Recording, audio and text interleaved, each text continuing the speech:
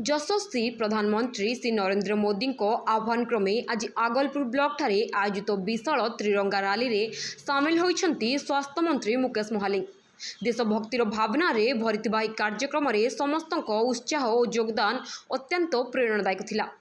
एही रैली आगलपुर बाहरी रोथ उपरबाहाल डुडुका सालेभटा कुटासिहा देई रुगुड़ीखाल छकठारे समाप्त होइतिला।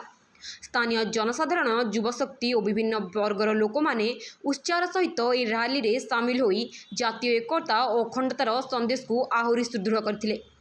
प्रत्येक हाथ रे त्रिरंगा और प्रत्येक हृदय रे देश प्रेमर भावना नहीं समस्ते आगे आसीथिले।